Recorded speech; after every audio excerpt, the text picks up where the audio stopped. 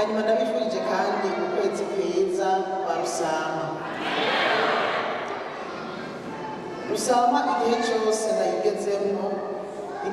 ndayigezemo numva gusambiranisha rero jewe nazindutse n'isenge ndavuga nti Imana uzonshobotse muri uku kwezi kwa Rusama nzosambiranisha inkuru nziza gusumba kuko nayisambiranisha itegeko. Kandi nawe ndabifurije mu izina rya Yesu. Abasambiranisha inkuru nziza si abavugabutumwa gusa, abaririmbyi barashobora gusambiranisha inkuru nziza. Umuntu wese icari ubwo mubonanye akumva muri wewe hasambirana inkuru nziza. Haleluya. Kandi nanakwifurije inkuru nziza zizosambirane zikuye, amatwi yawe azosambirane n'inkuru nziza.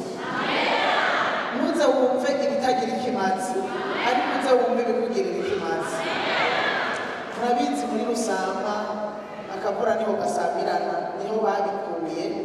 Akavura wumva gasambirana kajya ku musozi kajabuka ku wundi, ukakaraba ukabona kaguma kajabuka ukaguma gasambirana.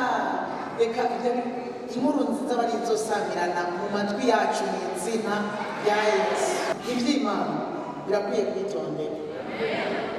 Ntuzovuge ugenjeje iby'Imana muri uku kwezi, ariko si mu kwezi gusa, iminsi yo kubaho kwawe, iminsi yo kubaho kwacu twiyubare, ntiduvuge tugenjeje iby'Imana. Kubera ntitwavuga tubigenjeje, ntitwavuga tubifashe, ntitwavuga tubikoze, dushobora gupfa umwanya uwo ari wo wose. Abana ba Eli barapfuye bazize ko bagenjeje nabi iby'Imana. Uza mu gihe cya Dawidi yarapfuye azize ko yagenjeje nabi iby'Imana. Murundi yagize impuhwe, usomye amakuru yakuza mu gitabo cya mbere cy'ibyo ku ngoma, muraza kuhasoma mu gice cya 13. Haravuga uza ukuntu inka yatiriganye gatoya yari itwaye isanduku y'isezerano, iratirigana gatoya, uza abona igiye gukoroka arayisama. Murumva ko atakoze ikintu kimwe, mwabyumvise ko atakoze ikintu kimwe.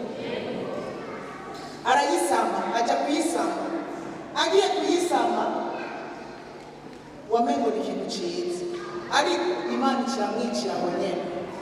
Mbega mwibaza ko yamuhoye iki? Burya abarongozi nibo bari bagenjeje nabi iby'Imana, kuko bahaye uza twege uwo mukobwa tutwaye isanduku y'isezerano atari umuherezi. Kandi Imana yari yarababwiye ko bizokorwa n'abaherezi. Uza rero agira impuhwe isanduku ntikoroke, ntiyamenya ko atari wabijeje, ntiyamenya ko atarekuriwe gukora ku isanduku y'isezerano. Hanyuma Imana ikiramwica. Dawidi yarababaye, aracakura cyane, aravuga ati Imana iteye ubwoba, iyi Mana yumvira mubabaje, bica bituma mbere n'isanduku y'isezerano atinya kuyitwara iwe, yumva aratinya cyane Imana. Aja amateka nimuyikatishiriza hariya kwa Obededomu n'izi wanje kubera agize ubwoba. Ariko Obededomu aca yigirira umugisha udasanzwe. Dawidi nawe yatinya. Mu nyuma aza gutahura, usomye mu gice cya 15 cy'ibyo ku ngoma, igitabo cya mbere cy'ibyo ku ngoma, Dawidi aza gutahura yuko akumbe iby'Imana ntitwabigenjeje neza. Cyagiye tuzanye isanduku y'isezerano, iby'Imana ntitwabigenjeje neza. Ni ukuvuga ngo twahaye ababicejwe ngo baribo babikora. Aravuga tubuhoho igiti nicyo gukora mu jisho kabiri. Reka aca ahamagara abaherezi, arababwira ngo biyeze, babanza kwiyeza nabo nyene, hanyuma babona gutwara isanduku y'isezerano. Rero icyo nashaka kukubwira ko kwiyubara, nanjye nisengeye kugira ngo niyubare, iby'Imana tubigenze uko Imana itubwira kubigenza, uko ibyagezwe bitubwira kubikora. Ntidupfe niyumviriye cyane ibintu byinshi muri kano gatondo, ndiko niyumvira ukuntu dukora igikorwa cy'Imana, ku bintu dukora mu bikorwa by'Imana, ndagenda ndashika ku ngaburo yera uko tubikora, ndagenda ndashika ku by'amashikanwa uko tubikora, ndagenda ndashika ndiyumvira ibintu byinshi cyane, usanga tutasomye isezerano rya kera. Turashobora gusanga twabikoze ubutariko kubera isezerano rya kera riratumurikira uko Imana yari yarabwiye Abisirayeli bazoza baragenza iby'Imana, riratumurikira tukaryisunga tukabirabirako kugira ngo dukore neza iby'Imana. Haleluya, Yesu ashimwe. Rero tube maso iby'Imana ntituze turapfa uko tubigenjeje, ntituze turapfa uko tubigenjeje, ntituze turapfa uko tubikoze. Twiyubare tubikore neza kugira ngo ntituzosange twapfuye. Abana ba Eli barapfuye, babigenza uko bishakiye, barabaherezi bakorana na se wiwe nk'uko se yari umuherezi, bari mu nzu y'Imana bariko bakorera Imana igikorwa cy'umuherezi, bapfa uko babikoze. Mbega gupfa uko mubikoze sinzi ko mubyumva, sinzi ko mwaba mwibaza ngo ni ukubikora kumbure, sinzi. Babikoranye ibyaha,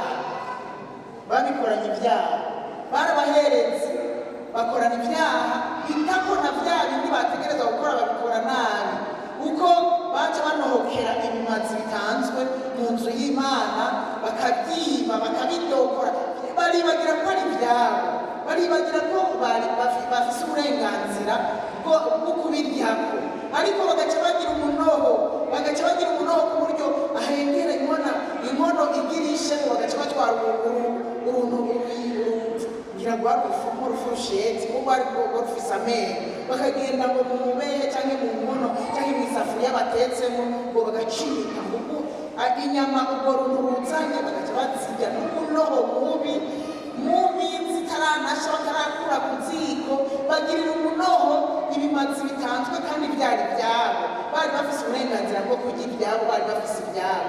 Rero iby'Imana tubyitondere, bigaca bitako bagakora ibyaha, bagasambanya abagore baje ku gicaniro, bigaca bakora ibintu biteye ubwoba. Rero iby'Imana tubyitondere. Imana irirahira aravuga ngo nari naravuze shako muzongendako, ko muzongendanira, ko muzokora mu ngoro yanjye, ariko noneho biragahera. Imana ikirisubirako bitewe n'ibyaha abana ba Eli bakoze. Eli nawe umuzehe nyene biramunanira gufata ingingo kugira abana bakure ku gicaniro, kuko bamaze gukora ibyaha n'ibyo.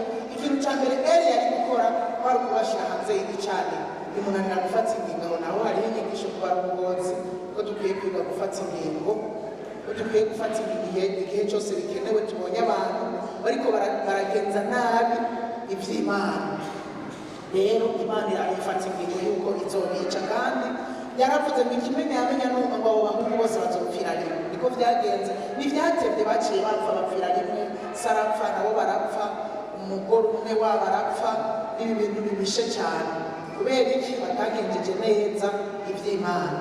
Rero ku kwezi jewe niryo jambo ntanguranye, ukwezi kwa gatanu, jewe nawe twiyubare iby'Imana tubigenze neza, tubitware neza. Nimba hari igikorwa wagiyemo ntawaguhase kukijemo, gikore neza uko ubwirizwa kugikora, uko tubibwirizwa n'ibyagezwe aba ariko tubikora kugira ngo dupfe.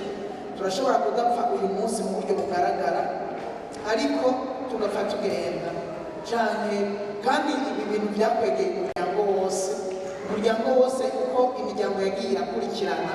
Rero ntidukwegera abari inyuma yacu ubwo